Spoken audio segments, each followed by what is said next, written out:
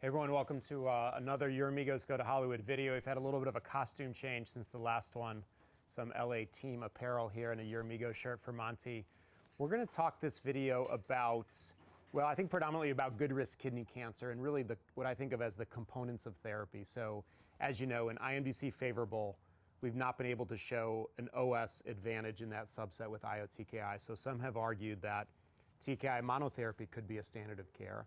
I happen to feel that an immune agent should be part of the standard of care for good risk renal cancer, for every risk renal cancer for that matter. But I think it's generated some controversy. We seem to be sort of going back and forth and people have different feelings. So Monty, let's start with you.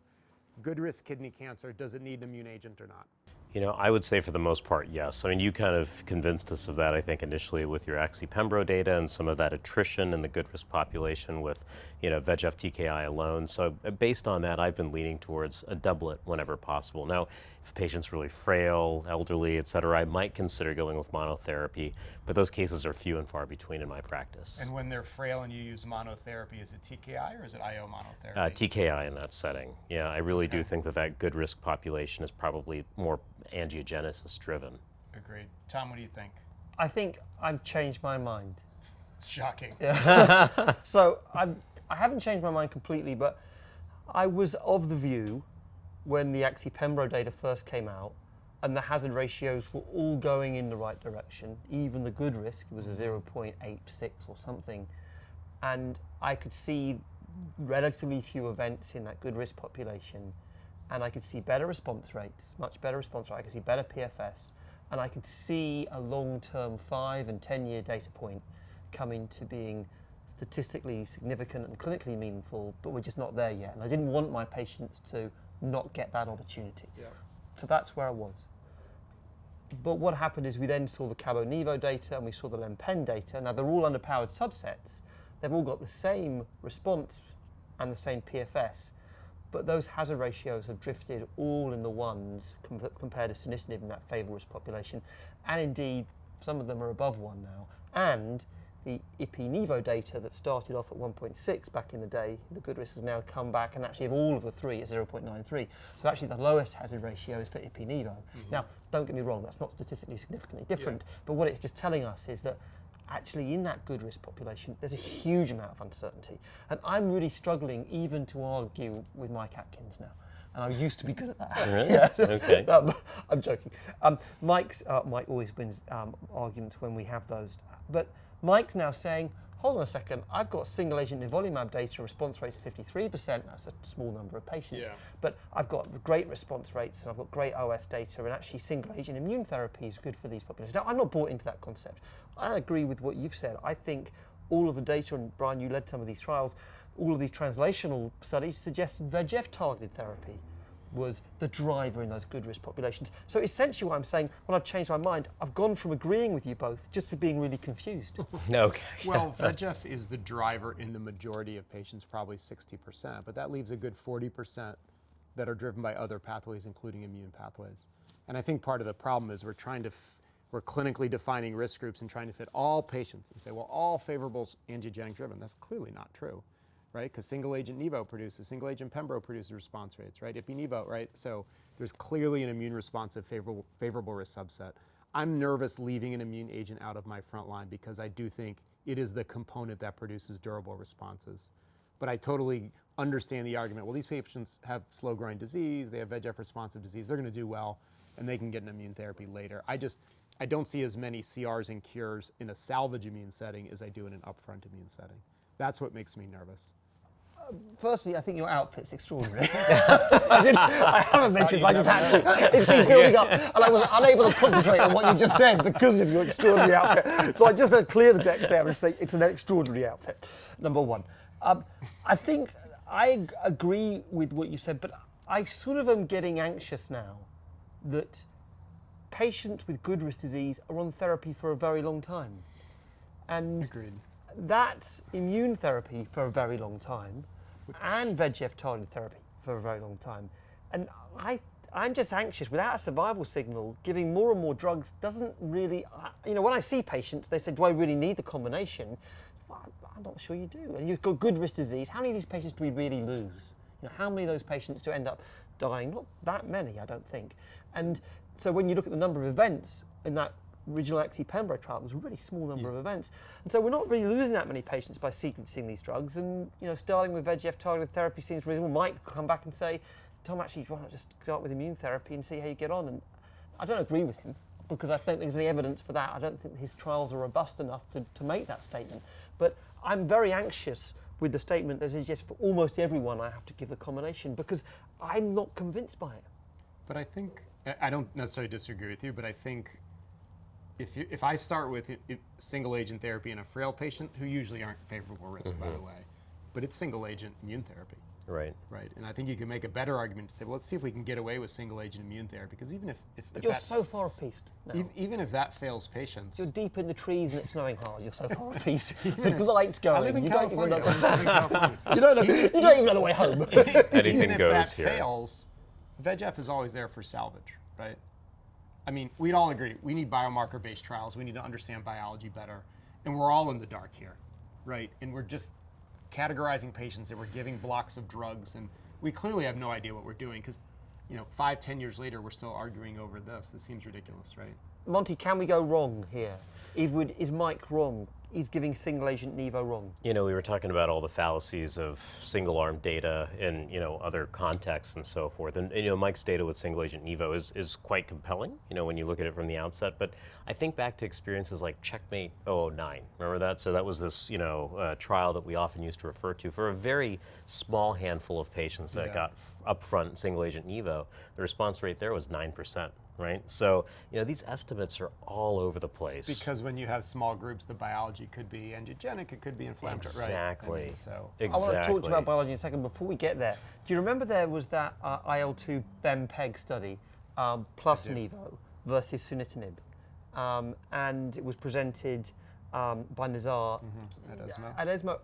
It didn't create that much noise, but it actually was a big randomized phase 3 study. And it was for good intermediate and poorest patients. And I've actually just done a little bit of reading around this, because the good risk population was never broadcast in that data set. Now, it was for all comers, and I'd love to see that data set, because actually when you look at it, that IL-2 might not be doing that much. And the reality is that might be the biggest sort of single agent Nivo data set we have. And I'm disappointed that we didn't see that. I think when you do a big randomized phase 3, you should show the ITT population. I don't know if the breakdown was in the paper. Yeah. Well, I looked at it. It was there because I just looked at the slides. Because the ITT population gave you and then they presented the intermediate phase. So there are enough patients in that cohort to make something. So I think we should have a word with people and try and get some of that data out. Tom, you have unlimited resource. You can design a trial in just favorable risk kidney cancer. Yes. What is it? So I think it comes to the principles, am I happy with the term favourable risk? And that's the first place where I need to start. Okay. And actually, I'm not happy with that. No, I'm not term. happy with it either. But let's. So I would say that actually embarking on that 10-year journey, because it's a 10-year journey, embarking on that 10-year journey in favourable risk, I would say, I don't think that's what we should do. I think in those patients who we think have relatively indolent disease, who don't need to start immune therapy or VEGF-targeted therapy or the combination immediately, in those patients, I think we should be looking at the biology.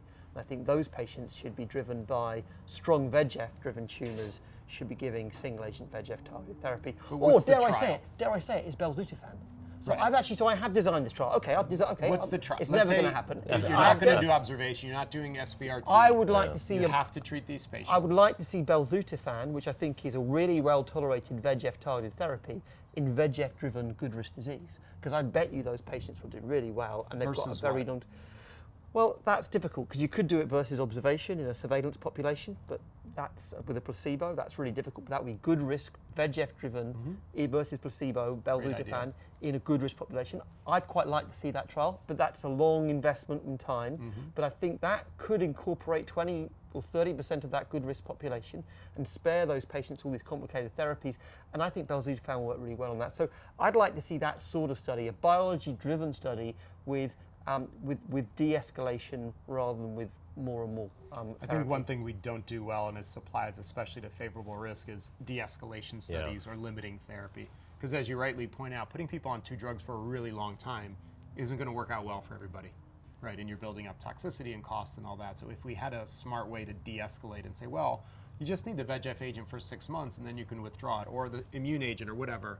But we don't do those studies, right? Because they're really challenging to perform. But that's what we're after. Like, we don't want to overtreat people, but we don't want to undertreat people.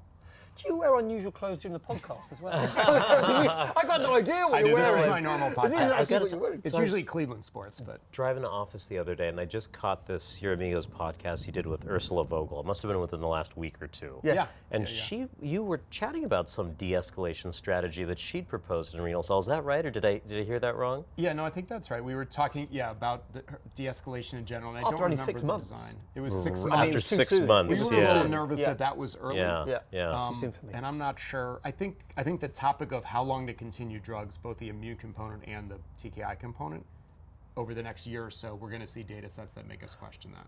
You know, I have to tell you, these are trial designs that we always do over in the cooperative groups, right? Because they're attractive. They take standard of care regimens. Yep. You just sort of tinker with the timing of doses and so forth. It doesn't cost a whole lot of money to do. But inevitably, I just think they really languish in terms of accrual. Yeah. There's not really a penchant to enroll on those studies. I feel like the same is true if we were to design a good risk study and took away that caveat that Tom had mentioned of really classifying the biology. I just think that study would be really wieldy. It'd take forever to accrue, and it would take forever to get a readout as well. So I just asked for the I think you'd have to do a smaller hypothesis generating study with an earlier endpoint. You're not going to do a big definitive randomization or registration study in that setting. Absolutely. No way. Yeah. Monty, we're going to wrap this up because my eyes are burning because of the luminous top. You really like that outfit. I do like that. That's right. Just before we do, going to the other extreme, in the poorest patients in Cosmic 313, there's an exploratory data set that suggests the triplet, the addition of cabozantinib, isn't adding to the benefit of ipi/nivo. Are you bought into that concept, or do you think that's just a subset and we need to see more data? I think it really dovetails nicely on our conversation around biology of good risk, because I suppose, in retrospect, it's that population of intermediate risk patients that garnered benefit, maybe because they're slightly more enriched with angiogenic signaling, perhaps. Sure. I mean, right? So maybe that's why they get a benefit out of triplet. In retrospect, it probably doesn't surprise me as much that poor risk didn't benefit as significantly. Yeah, they're not there. VEGF driven. I mean, these are cluster 3 and 6 patients. They're driven by, macrophages and other pathways that we're not targeting. You told me about this hypothesis. Yeah, exactly. So I'm jumping, I'm pivoting from what you told Brian, me in the past. you've got this patient, they're coming in, they've got liver metastasis and bone metastasis. It all looks like it's going wrong, and they're a bit short of breath and not. You're going to give that patient VEGF targeted therapy with immune therapy. Yeah, right. Now, I'm not But giving they've got them poor triplet risk therapy. disease. No, you're not. But you're giving them. You're not giving them out of ipi/nivo. desperation, though, But not out of some but you rational don't. But this biologic data's thought. beginning to suggest you might not need the VEGF targeted therapy. Yeah. I mean, I suppose you might just give those patients ipi/nivo then, That's right? real. Right, which is But you totally worry about the reasonable. cancer growing through. I would. I worry. I think we just have inadequate tools to address that. So out of desperation, we do things, but that's Do you never think a the good Cosmic position. 313 data supports ipi/nivo more than it supports VEGF targeted therapy for the reasons you've just said? I mean, you just said it yourself. You're not an ipi/nivo. You haven't been an ipi/nivo guy in the past. For the first time, I've heard you say, "Could you get away with it?" I've never heard that before. I don't know. It might be the He's good. I've never heard you say that. For the first time, I've heard you say, maybe you can get away with ipi/nivo in poorest disease. No, and that's a big change for you, Brian. No. And that's driven by that's not true. that subset data. Ipi/nivo is perfectly reasonable treatment in intermediate and poor risk, right? But you're just saying, For why you, would you it's give the these? same. Why would you give these people a TKI when it doesn't have that much effect? But that study was TKI added to ipi/nivo, of course, right? Yes. That's what Cosmic was. Yes. Right. And again, I would just go back that But CCLA4 is not the same as VEGF targeted therapy. I understand. Thank you. Yes. That's why you're sending a tweet. He's equally patronising in real life. Gentlemen. We need to understand the biology of poor risk better, and we need other drugs for those patients, right? Because we have inadequate tools, and we're trying to say, well, this one doesn't fit and that one doesn't fit. Of course not, because we're not treating that underlying biology. Can I put something else to you? Please. Good, intermediate, and poor risk, the Danny Henn criteria, were designed around sunitinib and other VEGF TKIs. Poorest disease is not necessarily poorest disease, it's poor outcome with It's sunitinib. poor VEGF responsive Yeah, it's poor disease. VEGF responsive disease. So By definition. So why are we so surprised that actually cabozantinib is We're not not working in that? surprised. But you were saying, we've all been saying before, those patients need the VEGF targeted therapy. They're the patients that need the VEGF Well, immune. they need more aggressive therapy, which we equate as 3 drugs. My last question for you. on the same line. Thank God. Is it possible? Is it possible that actually the combination of VEGF-targeted therapy and immune therapy, or PD-1 therapy, is having some immune synergistic, some immune approach, which means in those poorest patients, things are much better? Or is it just the fact that you're getting better control with two drugs that are working? I think it's the latter. I think there's no evidence of synergy with VEGF-targeted therapy and IO. I don't think any real big-scale clinical evidence. I'm fully aware of the preclinical data, but I think it's additive, not synergistic. Because that would break that mold of... Correct. And I think that'd be hard to prove, and I don't know that. And there is some bevacizumab data with immune infiltration data. Yeah, Monty, what do you think on that issue? About what?